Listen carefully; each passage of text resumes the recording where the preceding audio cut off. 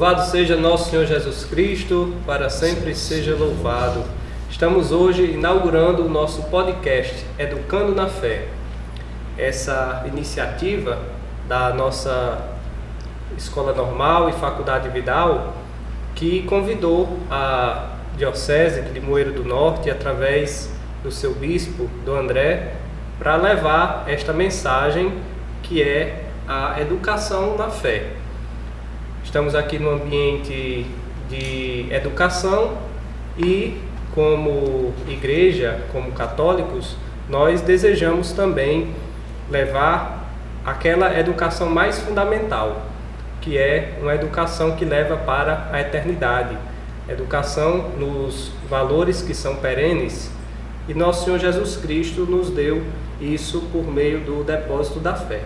Então, do André, seja bem-vindo, e todos os que estão nos acompanhando, que vão depois ver essa gravação, nós queremos já desejar que todos possam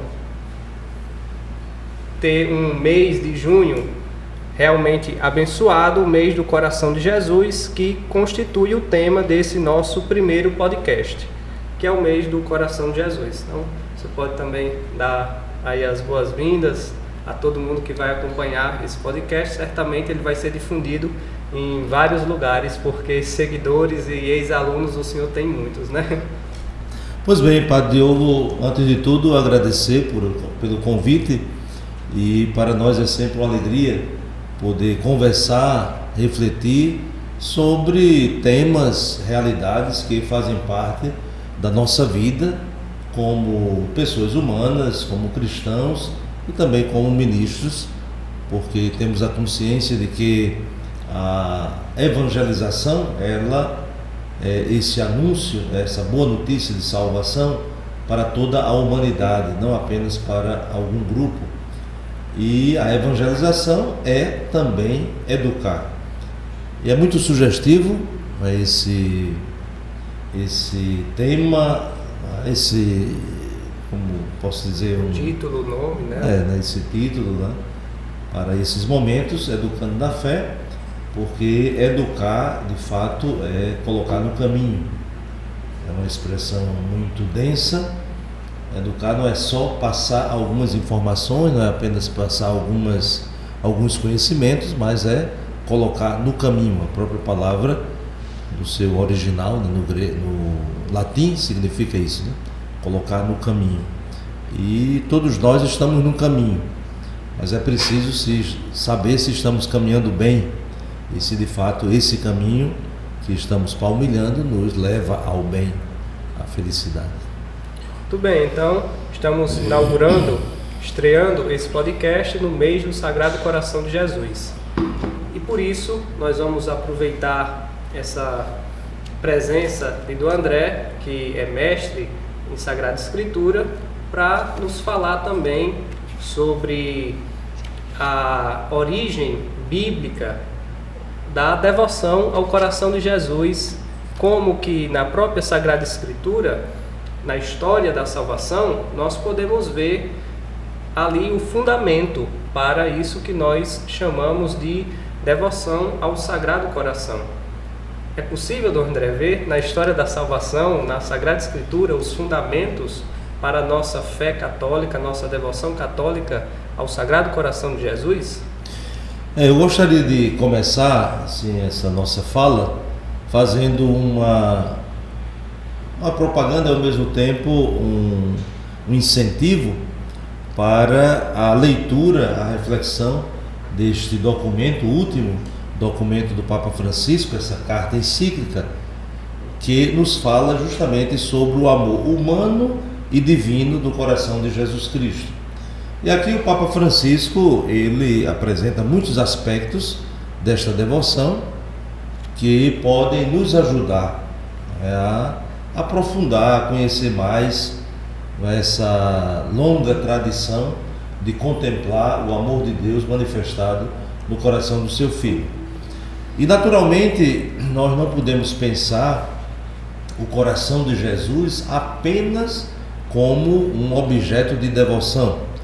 quando nós falamos de devoção, pensamos num conjunto de expressões que manifestam os nossos afetos, o nosso amor.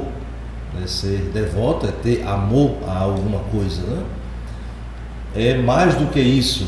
A devoção ela é muito mais ampla e ela se enraiza justamente no amor de Deus. Então a nossa devoção ao coração de Jesus seria a resposta ao amor do coração de Jesus por nós. E quando se trata de fundamento bíblico, poderíamos ir até o Antigo Testamento, né? Porque no Antigo Testamento Deus também fala que nos ama com um amor do coração.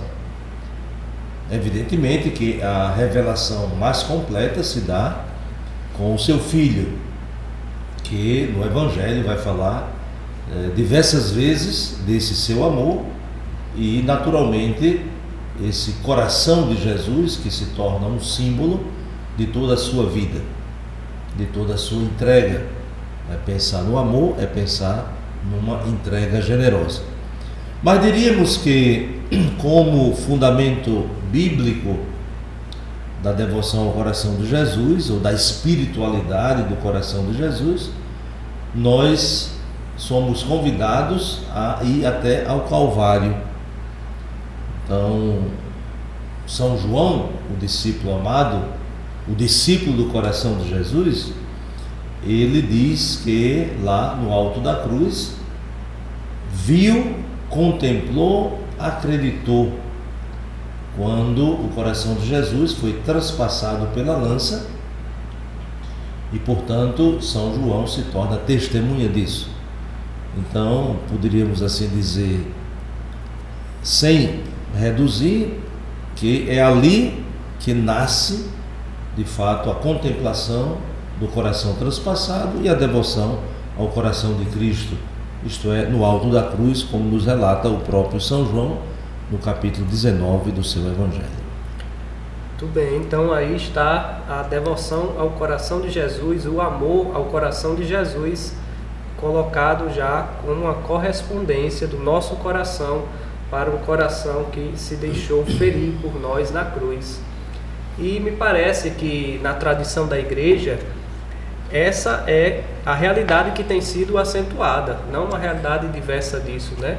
Quando Santa Margarida Maria Alacoque, a quem nós conhecemos como a grande difusora, propagadora da devoção ao coração de Jesus, ela teve aquelas experiências místicas sobre como deveria ser ressaltada na igreja, como deveria ser também recordado essa dimensão da fé católica que sempre existiu. E a Santa Margarida Maria Alacoque, ela também contribuiu nesse sentido com a espiritualidade do coração de Jesus, né?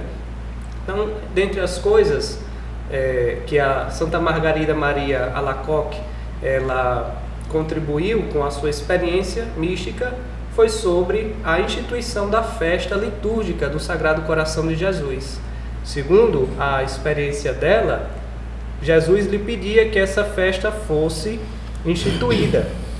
E hoje nós temos essa festa após Corpus Christi, né? Após a solenidade de Corpus Christi. Alguém pode até dizer, mas a primeira sexta-feira do mês de junho não deveria ser a solenidade do coração de Jesus? Mas na liturgia nós temos essa festa após Corpus Christi. O senhor poderia comentar para nós se há um sentido nisso, um sentido teológico, um sentido mistagógico também nesse modo como a igreja nos apresenta essa solenidade? Nós temos aí, juntamente com Santa Margarida Maria, apesar de que ela é a mais conhecida, né? Mas nós temos aí uma infinidade de testemunhos de santos e santas que beberam de um modo muito profundo e contínuo dessa espiritualidade da contemplação do coração transpassado. Santa Margarida Maria, ela vai fazer essa sua experiência do encontro com Jesus, que lhe revela o seu amor, cujo símbolo é o seu coração, que não foi só para ela, né? Tanto que se tornou bastante conhecido o que ela fez como experiência e que inspira a igreja ao longo dos séculos. Quando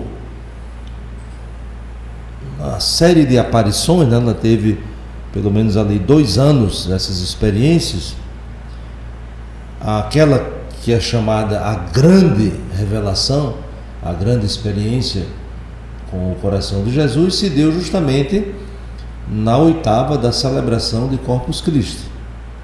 Por isso que se fixou ali naqueles dias, né? Então, por isso que nós temos a festa, a solenidade do coração de Jesus na segunda sexta-feira, podemos assim dizer, depois da festa de Corpus Christi.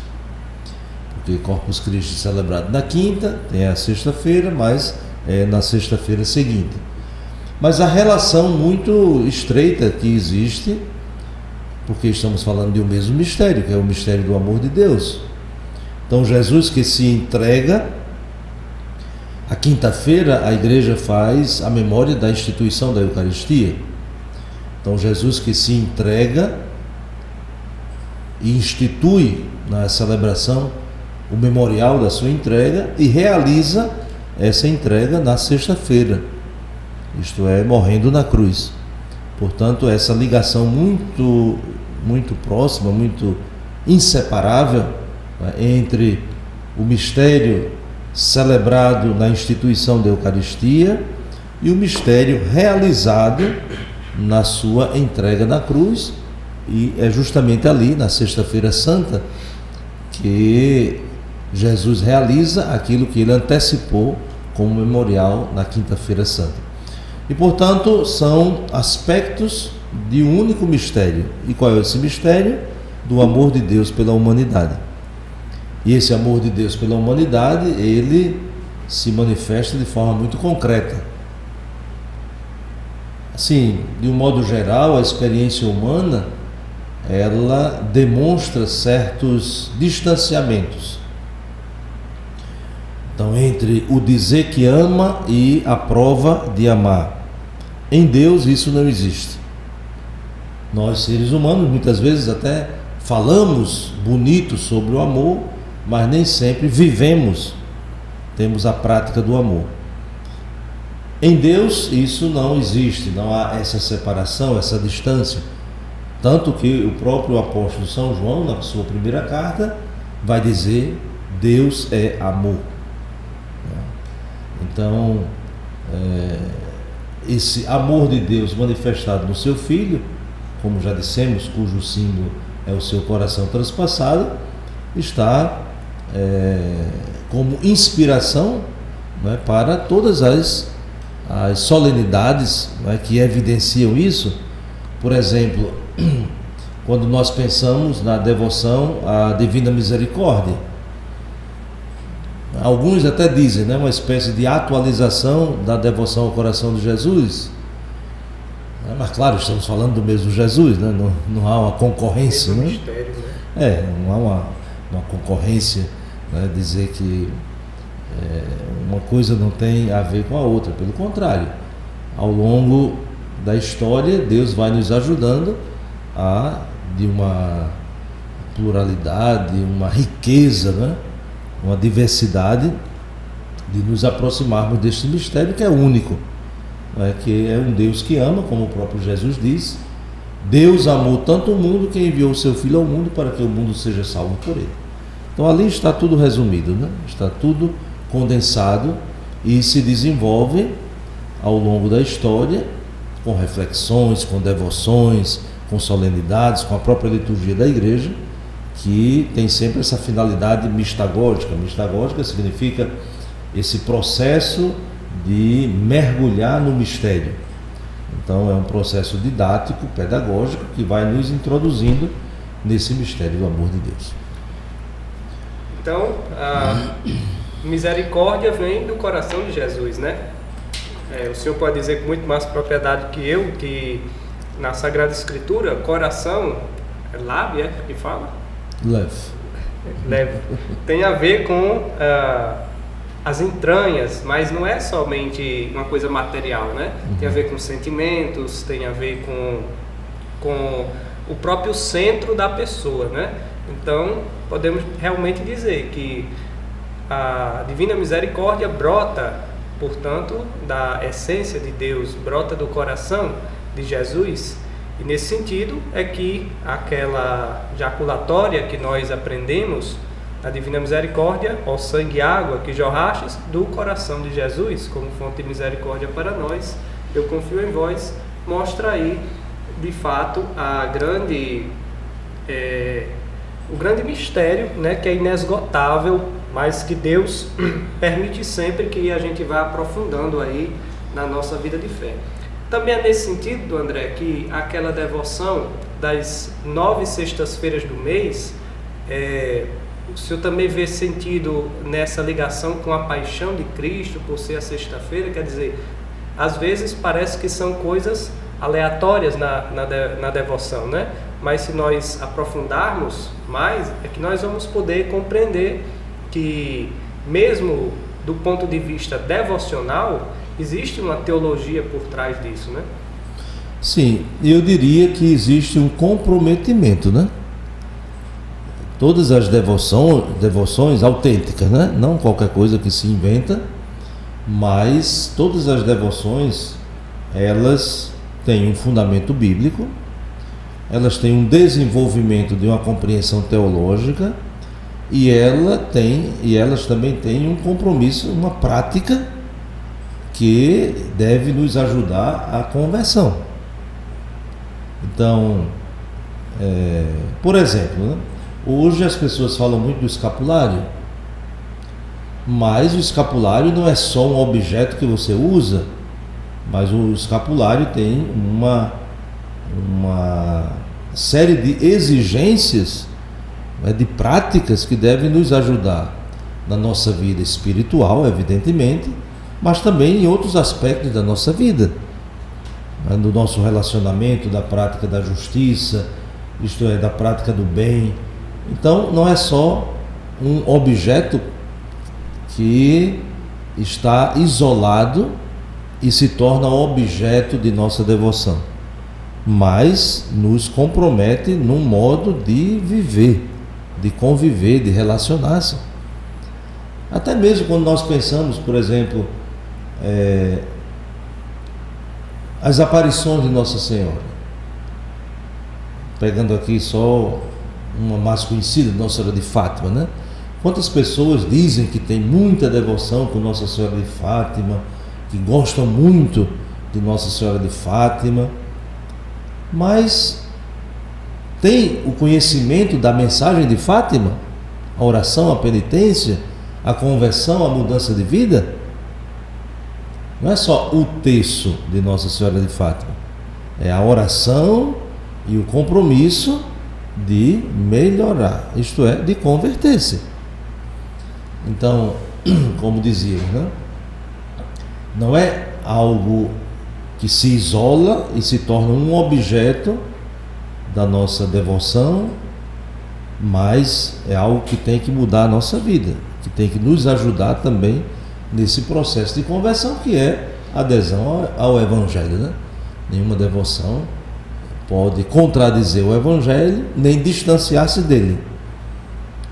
E, sem dúvida, a devoção ao coração de Jesus é também apelo de conversão.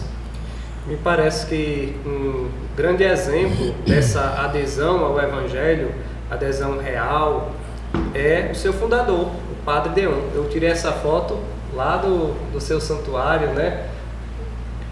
E o Padre Deon, assim como Santa Margarida Maria, são franceses, né? E certamente deve ter se influenciado aí, né, por toda digamos assim, todo o contexto, né, ali onde essa devoção cresceu. Também no século XIX, estava se construindo um santuário, um grande santuário lá na França, ao Sagrado Coração, né? Certamente ele bebeu muito disso e colocou em prática, né? Porque o Padre Deon, o senhor pode explicar para nós muito melhor, né? Como na espiritualidade dele, ele, digamos que encarnou, né, isso. Os primeiros padres, se não me engano, eram chamados também de oblatos do coração de Jesus, né, no início da congregação?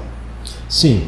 Bom, eu faço parte de uma congregação que tem o título oficial Congregação dos Sacerdotes do Sagrado Coração de Jesus, também conhecidos como deonianos, porque o fundador é Padre Deon. Como lembrava o Padre Diogo, é um francês que bebeu de uma corrente, né? Que, como já dissemos, nós lembramos pessoas, mas é um movimento, né? E é como se fosse um rio caudaloso, onde as pessoas bebem desta água. E bebendo desta água se tornam propagadores, não é, desta fonte.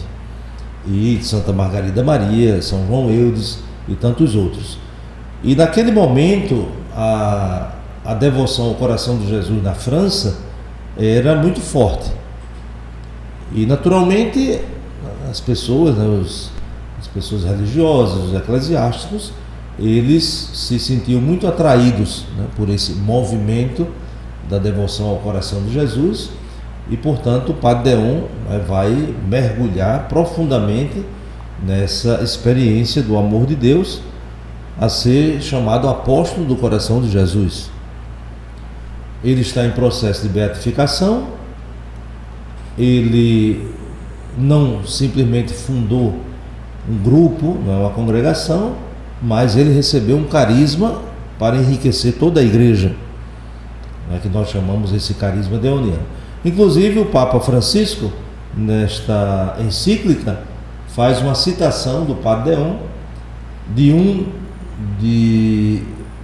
um de seus escritos, né, que se chama Diretório Espiritual, né, onde Padre Deon nos deixa a sua herança espiritual, né? Todos nós, membros da congregação, estudamos esse documento, esse livro, essa obra muito importante, porque ali ele nos transmite a sua experiência carismática.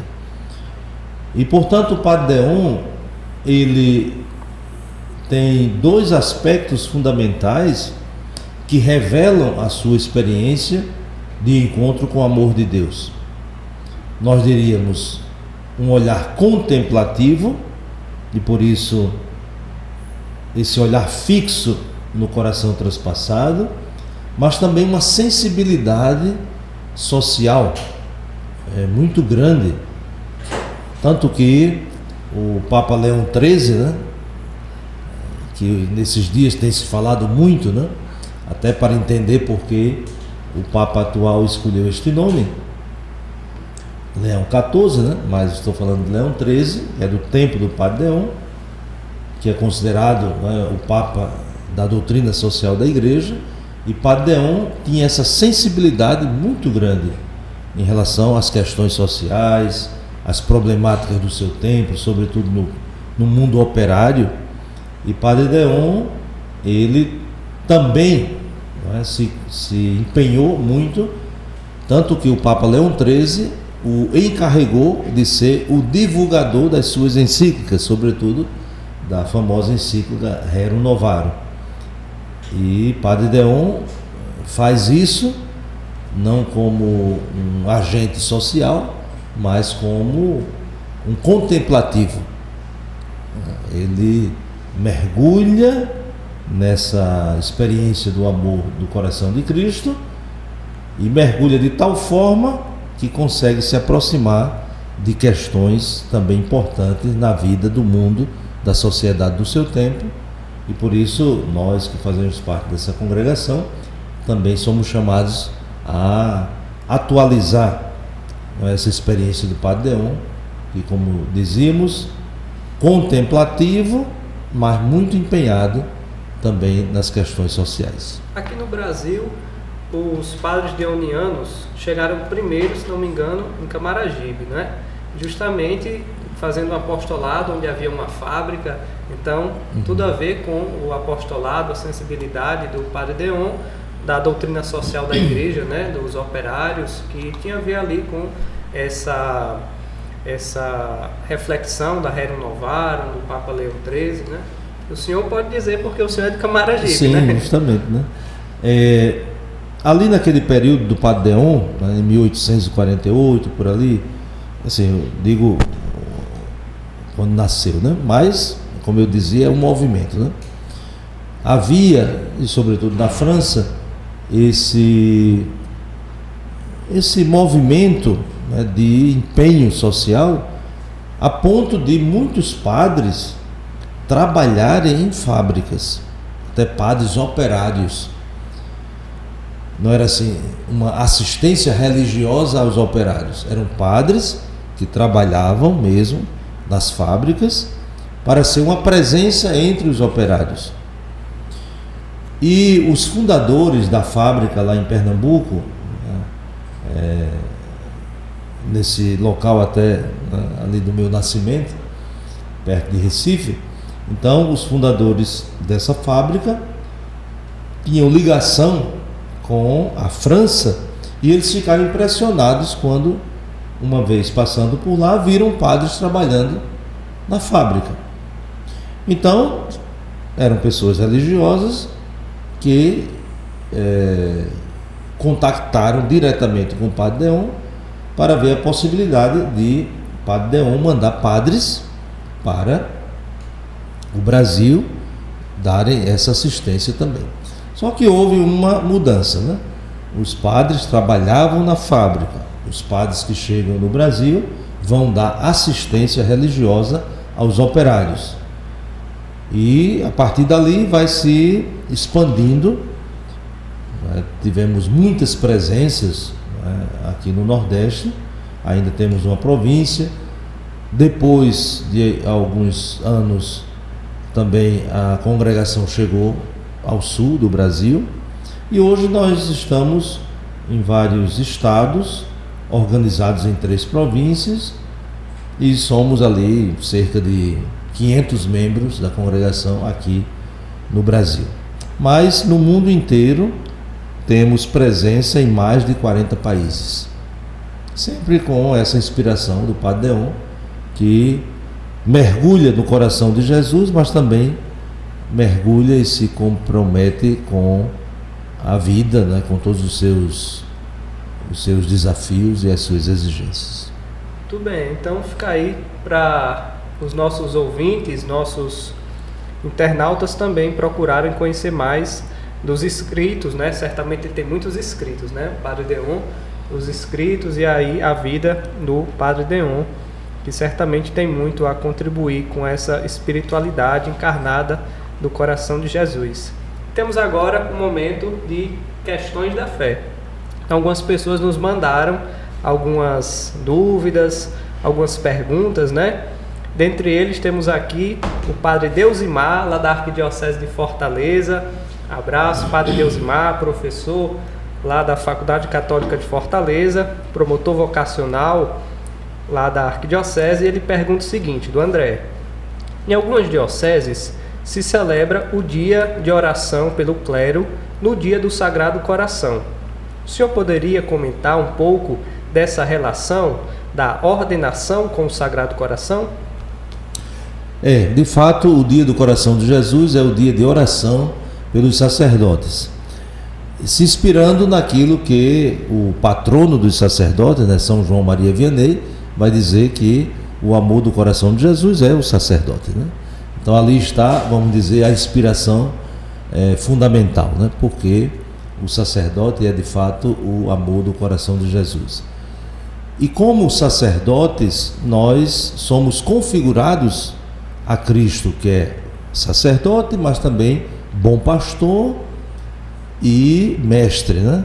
Então Jesus, e aqui entra muito bem nesse nosso contexto de educando na fé, Jesus é mestre porque ensina, Jesus é sacerdote porque nos conduz sempre mais à comunhão com Deus, nos santificando. E Jesus nos pastoreia, né? Porque Ele é bom pastor. E por isso o coração de Jesus resume tudo isso, né? Resume aquilo que nós somos configurados a Cristo.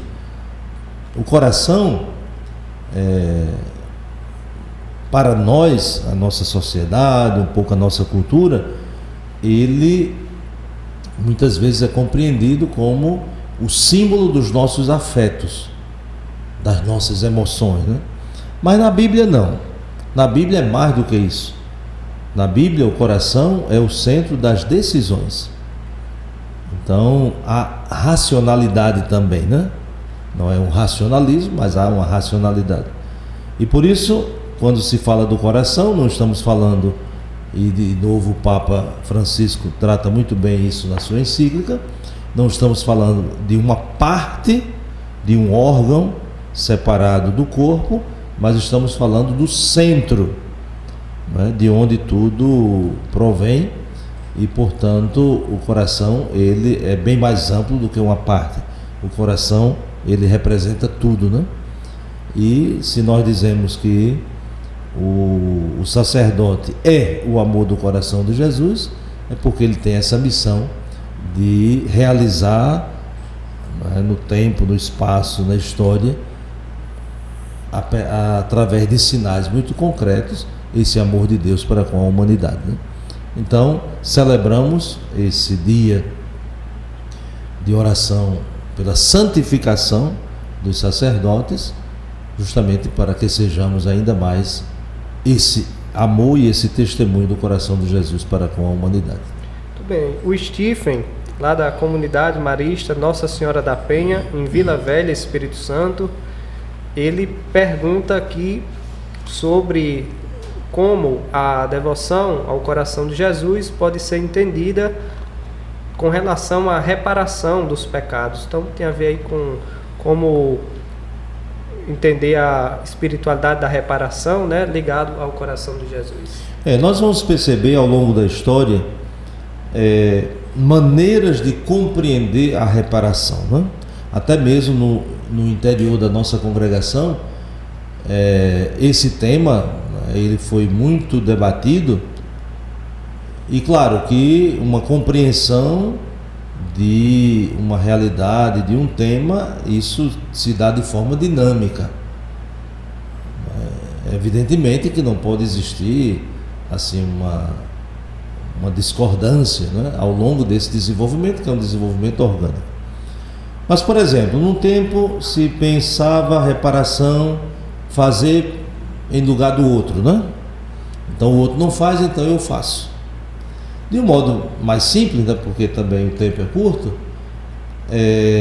pelo menos como nós compreendemos na nossa espiritualidade, a reparação não é tanto fazer no lugar do outro, mas é fazer de tal forma que motive o outro também a fazer. Eu não sei se dá para compreender. Então não é simplesmente uma substituição, mas um testemunho que motiva. Então nós somos reparadores, e engraçado que em alguns lugares nós somos chamados assim, padres reparadores, por causa do carisma que se expressa amor e reparação, né? Não só nosso, de muitas outras congregações que bebem dessa espiritualidade, né? Amor e reparação. Então a reparação nós a compreendemos como acolhimento do Espírito, até nas nossas constituições se diz assim, e acolhendo o Espírito, então o Espírito age em nós e através de nós, e isso atinge as outras pessoas. Mas, de novo, insistindo, não uma reparação no sentido de eu faço porque os outros não fazem, mas ao fazer eu posso também contagiar as outras pessoas. Então um fazer, evidentemente, aqui o fazer não é simplesmente algo pragmático, né? Tem outros aspectos. Mas o testemunho, né? Vamos usar essa palavra, que ela diz muito no nosso contexto. Então, o testemunho de ter acolhido o amor de Deus então desperta nas outras pessoas também o desejo de fazer essa experiência. Então isso é a reparação. Muito bem. A Alcina, lá de Quixadá, da Ordem do Carmelo Descalço Secular, ela nos pergunta aqui como praticar a devoção ao Sagrado Coração de Jesus hoje. Então, depois de tantas reflexões, né, acho que podemos pensar, né, além de tudo isso que o André falou, aí que a prática da devoção está primeiro em entender tudo isso que já se tem como proposto, né, aí na apostolado da oração, na própria prática das 9 sextas-feiras do mês, né, e compreendendo o significado profundo disso, a gente consegue melhor viver essa espiritualidade, né? Mas o senhor quer comentar mais? Nós temos as práticas devocionais, né? Assim, a gente fala devoção como algo bem mais amplo, e nós temos práticas devocionais, né? Como o senhor acabou de lembrar, as 9 sextas-feiras, a própria participação da Eucaristia, as orações, enfim, tem a entronização da imagem, né, do quadro do coração de Jesus nas famílias. Também isso é uma expressão muito bonita da devoção ao coração de Jesus. E claro que há manuais, há instruções, né, e hoje com a internet nós temos tanta facilidade, né, de encontrar também indicações que podem ajudar a ver de forma mais concreta, mais definida, nessas formas das devoções, né? Das práticas devocionais. Porém, o ponto de partida não é simplesmente rezar essa oração, rezar tantas vezes, fazer tantas vezes. O ponto de partida é contemplar o amor de Deus manifestado no seu Filho. Porque sem o amor, todo o resto perde o sentido, né? Eu posso fazer objetivamente, né, todas as práticas, né, observar essas prescrições, mas se não me aproximo do amor de Deus, não faço a experiência de ser amado por Ele, isso vai perdendo o sentido, né? Isso se torna quase que um cumprimento artificial, superficial, que não me alcança o coração, nem a mente, e como a gente dizia, né, o comprometimento de conversão, de mudança de vida. Bem, na nossa enquete que nós lançamos aqui, algumas pessoas perguntaram, por exemplo, o Pedro de Limoeiro, a Viviane, a Maria do Carmo, a Enilda, também aqui de Limoeiro, perguntam: se eu estou fazendo as 9 primeiras sextas-feiras e deixo de comungar em uma delas, devo começar do início? Devo contar de novo 9 sextas-feiras? Vamos assim pensar de forma assim objetiva e simples, né? Como é o princípio da igreja. Então, aquilo que a igreja prescreve, aquilo que é a disciplina da igreja, a lei da igreja, é para nos ajudar. Evidentemente, nós precisamos ter o discernimento para não cair numa espécie de rigorismo e esvaziar tudo, né? Porque o Evangelho, ele deve nos ajudar a fazer a experiência do amor. Então, é preciso perguntar, por que houve, entre aspas, né, essa quebra? Então, eu estava ali na sexta-feira, e na 7ª não aconteceu. O que foi? Uma doença, uma necessidade, uma impossibilidade, algo que não dependeu de sua determinação, de sua vontade? Isso precisa ser ponderado, né? Precisa fazer o discernimento. Mas se é uma negligência, né? Se é um relaxamento, se é um faz de conta, né? Ou melhor, não fazer muita conta disso, então isso é um sinal que é preciso repensar até a motivação para fazer essas práticas, né? Em resumo, é como o nosso compromisso da missa dominical, né? Um mandamento da lei da igreja. Mas uma pessoa que faltou à missa não porque optou em faltar à missa, mas não teve a condição de ir participar da missa, ela não pode ser responsabilizada de um pecado. Então, quantas pessoas que não podem ir à missa porque na sua comunidade não tem a missa dominical, não é? Então, porque não foi à missa no domingo, então cometeu um pecado mortal. Aí vem a pergunta: qual é a razão disso, né? Então imagine comunidades, como eu já lembrei, né? Tem uma missa uma vez no mês, porque o padre também não pode ir sempre, e não tem outra possibilidade. Então isso não significa que incorreu num pecado, né? Numa impossibilidade.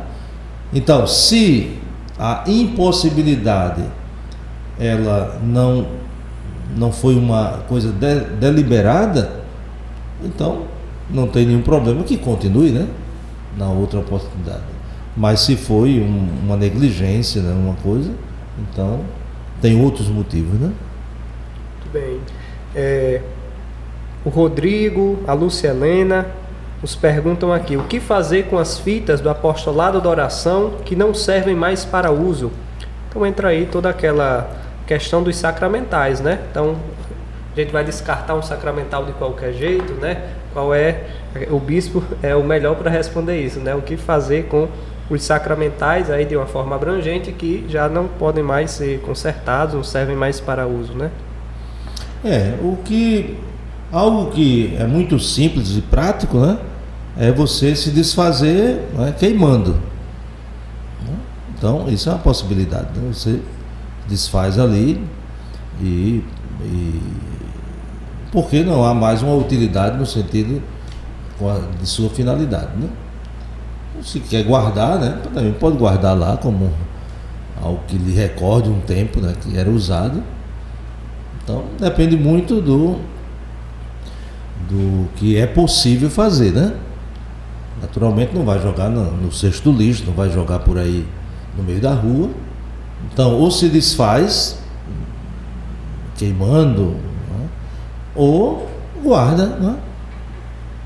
Evidentemente, se não quiser guardar, pode descartar, mas de forma respeitosa, né? Não assim, simplesmente botando no cesto do lixo. Porque... Muito bem. A Eliane Guimarães, que está em Poços de Caldas, Minas Gerais, ela nos pergunta aqui sobre como realizar a entronização do Sagrado Coração de Jesus em nossa casa. Então, o que é necessário para fazer essa entronização, né?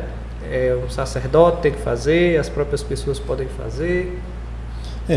Assim, uma coisa, um conselho bem prático é ela procurar o pároco e ver a possibilidade, né, de o pároco fazer a entronização e naquela paróquia quais são as orientações, né? Então, de forma mais simples, mais prática, seria entrando em contato com o padre da sua paróquia, então dizer: olha, padre, eu gostaria de fazer a entronização do coração de Jesus, então o que é que o senhor sugere, como é que a gente poderia fazer? Um abraço aí para toda a família da Eliane. Então, o padre Diego Joaçaba, que está na Boca do Acre, estava conversando aqui comigo, e uma pergunta muito teológica, como é o padre Diego, né? Na nossa conversa surgiu essa seguinte dúvida: podemos dizer que Deus tem um coração humano, considerando que o coração é a representação do centro da pessoa, mas a pessoa de Jesus é o Verbo eterno de Deus? Então aí, do André, temos aquela questão, né? Jesus é uma pessoa humana, e por isso ele tem um coração humano, ou é um Deus? Então o senhor é o melhor para nos responder, né? Estamos aí 1700 anos do Concílio de Nicéia, né, que a gente achava que já tinha resolvido essa questão. Isto é, o Verbo eterno, pessoa divina, que ao encarnar-se, assumindo a nossa condição, em tudo, né, menos o pecado. Então a carta aos Hebreus diz isso, né, que ele, de fato, em tudo se assemelha a nós, porque assumiu a nossa natureza, porém não é pessoa humana, né? O Verbo eterno não se transformou em pessoa humana, Ele assumiu a nossa condição humana, a nossa natureza, mas não deixou de ser pessoa divina, até porque se tivesse deixado de ser pessoa divina, tinha deixado de ser Deus. Se conservasse a pessoa divina assumindo uma pessoa humana, era dupla personalidade, né? Então era uma espécie de esquizofrênico, e claro que isso não aconteceu. Quando nós falamos que ele assumiu a nossa condição, o nosso corpo, e o nosso corpo tem um coração, né?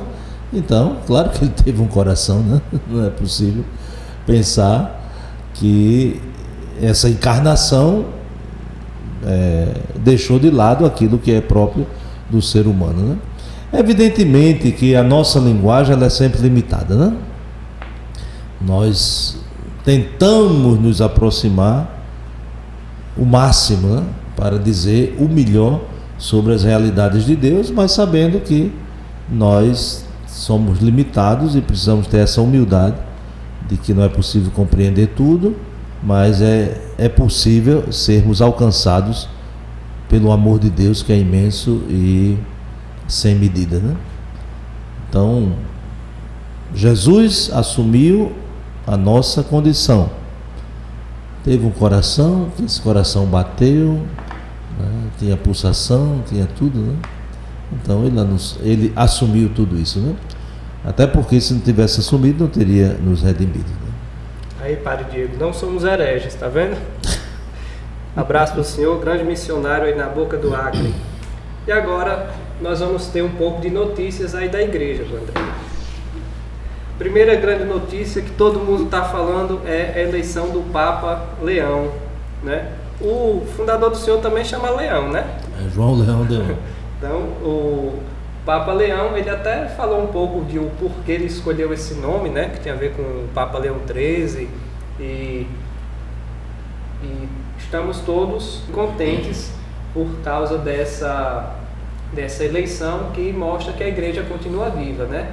A igreja continua fazendo aquilo que foi o mandato de Nosso Senhor, de ser pescador de homens, de em cada tempo construir aí o reino de Deus. O que é que o senhor pode dizer das suas primeiras impressões, né, aí do Papa Leão? Pois bem, acredito que foi uma grande surpresa para aqueles que acham que podem prever as coisas, né? Para nós, eu digo nós cristãos católicos, que confiamos no Espírito Santo, na sua ação, não foi surpresa no sentido de que o dom que Deus nos dá é sempre algo que deve ser acolhido, né? E não com espanto, mas com alegria. Evidentemente que assim, de forma muito espontânea, né? A gente pode dizer, né? Foi uma surpresa, ninguém ouviu falar, não era um nome tão cogitado e assim por diante.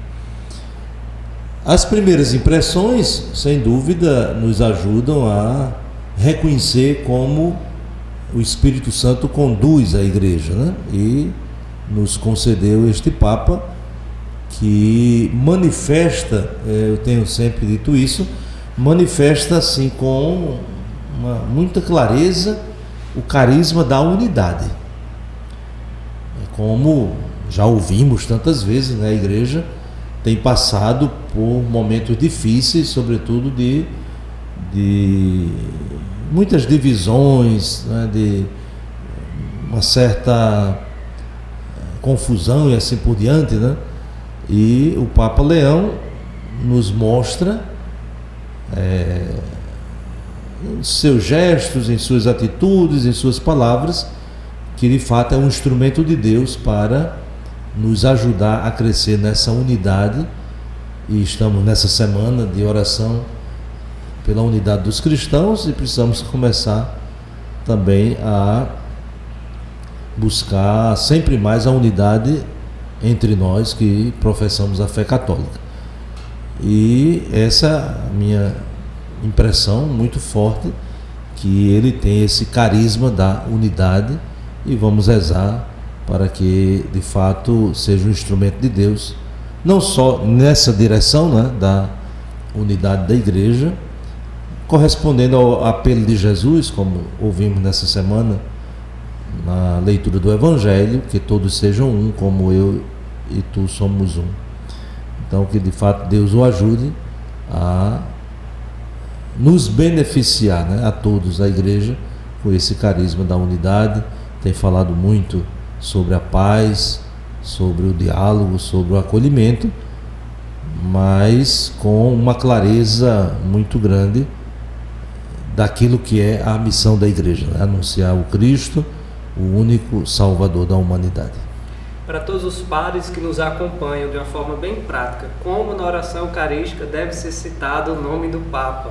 Parece que ainda, né, deve ser citado Leão XIV, Sua Santidade, o Papa Leão XIV, né? Como realmente deve ser citado o nome do novo Papa? A própria instrução do Missal Romano, isso não é para este Papa, né? É para todos.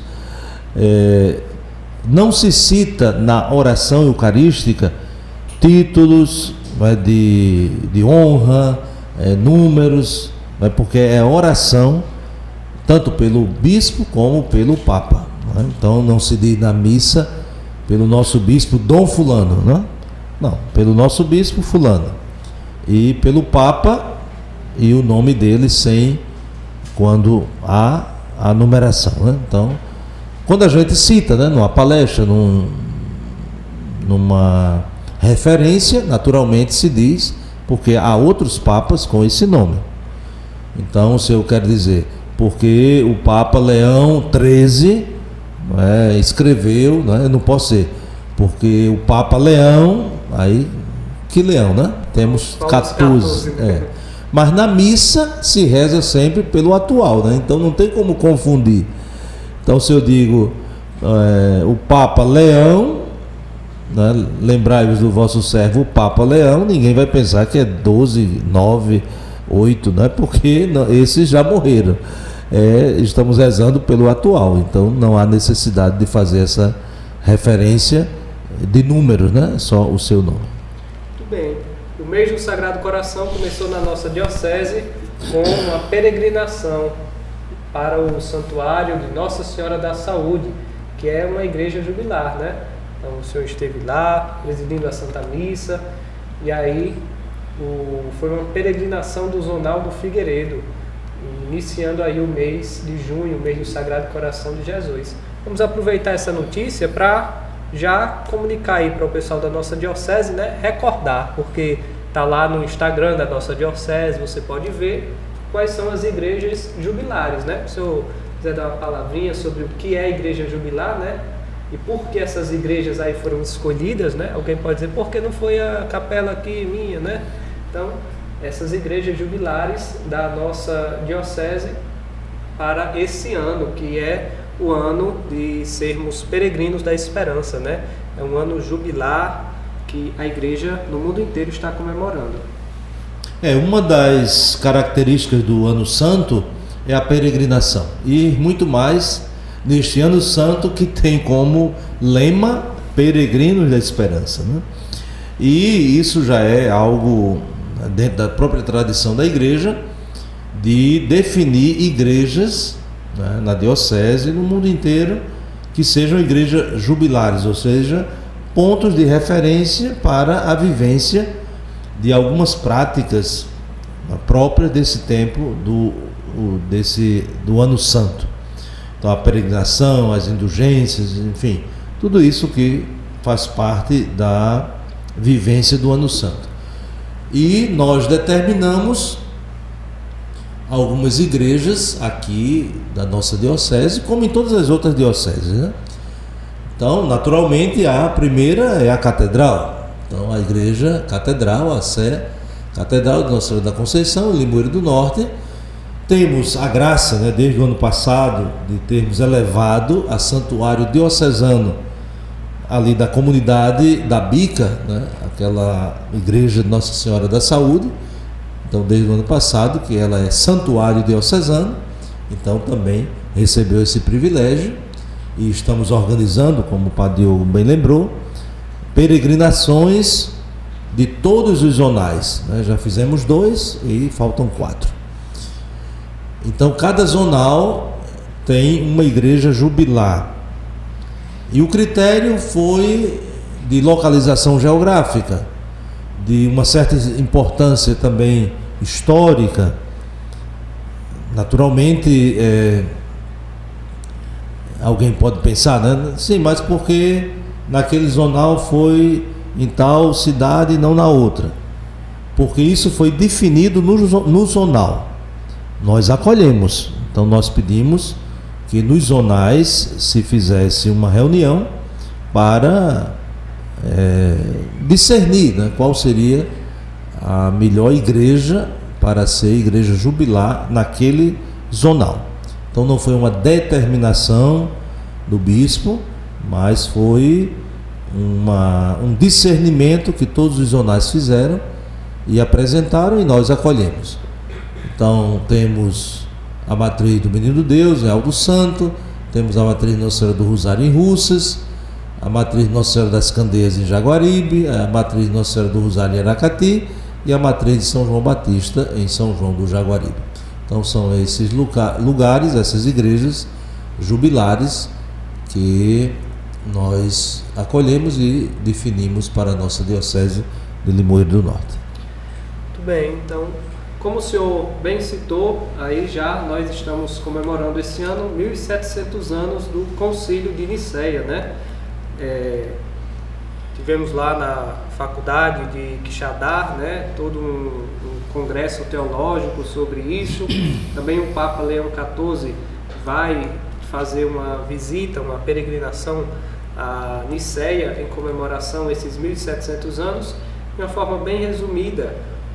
Assim, qual é o centro desse concílio, o que é concílio, né, para quem está nos escutando e nos acompanhando, de fato, o porquê ele é tão importante e tão atual hoje para nós, né? Quando nós pensamos, né, na própria história da igreja, qual é a missão da igreja? A missão da igreja é anunciar o evangelho com todas as suas consequências. E naturalmente a própria compreensão do evangelho, a própria compreensão da doutrina, da verdade revelada, isso muitas vezes cria resistência, incompreensão e assim por diante.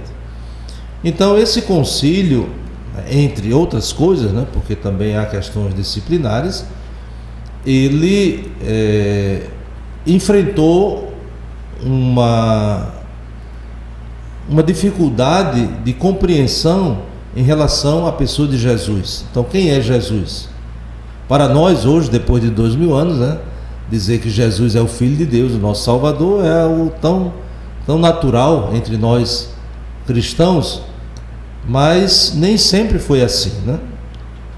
Então, quem é Jesus? Jesus é um homem muito bom, que fez tanta coisa boa, e que é um exemplo para nós.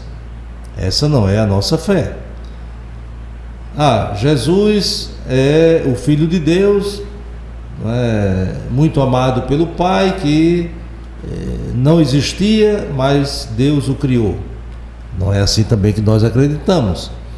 E muitas outras questões que estavam em voga naquele momento, defendida por pessoas, por grupos e assim por diante. E entre elas se destaca uma posição que nós chamamos uma heresia, o arianismo, cujo mentor Ário, que dizia que Jesus não era Deus, ou seja, negava a divindade de Jesus.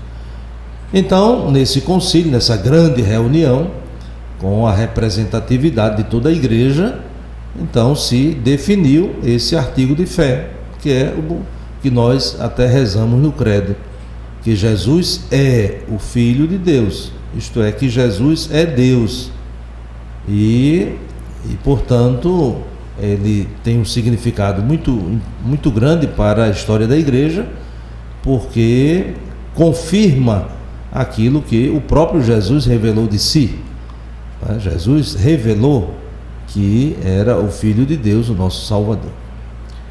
Bem, lembrei que a minha avó, quando queria dizer que alguém estava falando besteira, em vez de ela dizer desde falar heresia, ela dizia desde falar aresia, menino. Então, tem a ver aí com arianismo, será? Não sei. O senso da fé dos fiéis, né?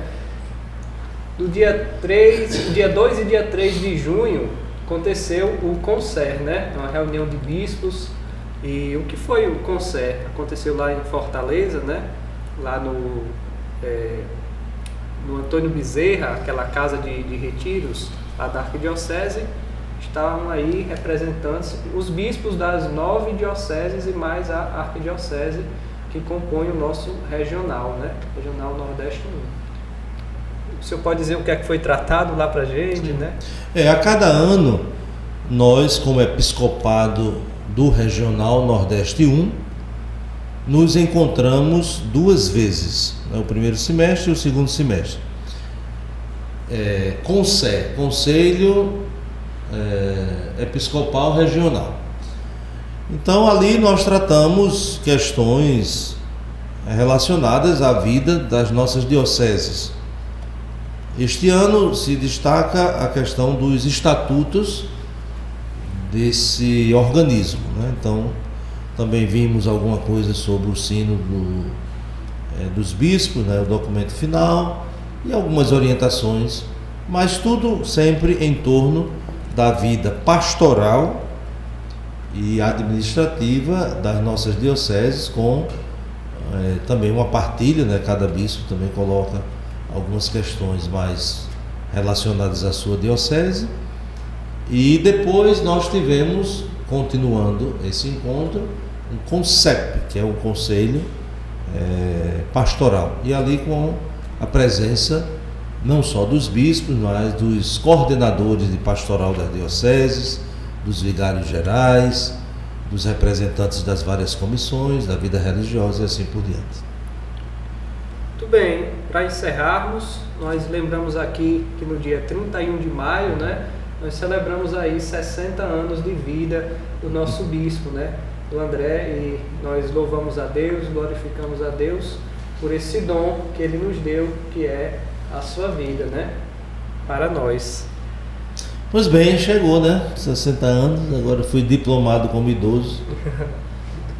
E agradeço a Deus também essa graça, né? Porque chegar aos 60 anos, não penso que é a reta final, né? Mas espero que ainda tenha caminho pela frente, mas de qualquer forma é um dom de Deus, né? A vida que a gente recebe para administrá-la da melhor forma possível.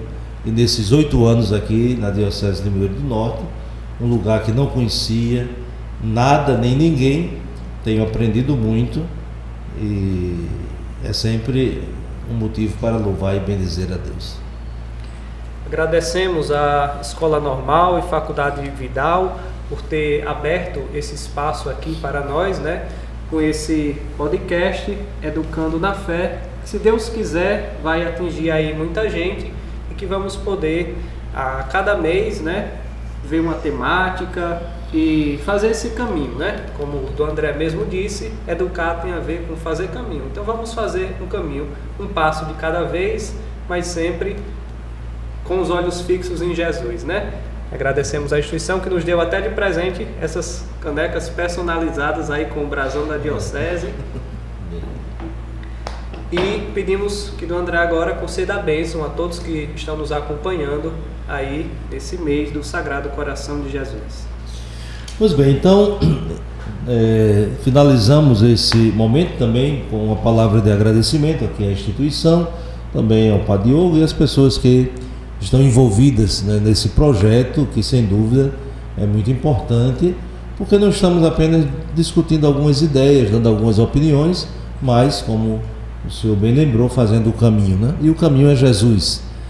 Então o caminho já está feito, é preciso fazer no sentido de caminhar nele, né? E mais uma vez eu gostaria de incentivar, né, a quem não leu ainda este documento, esta carta encíclica, né? E é o último documento do Papa Francisco, né, como carta encíclica, que nos fala sobre o amor humano e divino do coração de Jesus Cristo, né? Delexit Nos. Então, quem tiver oportunidade, até na internet, né, você consegue com muita facilidade.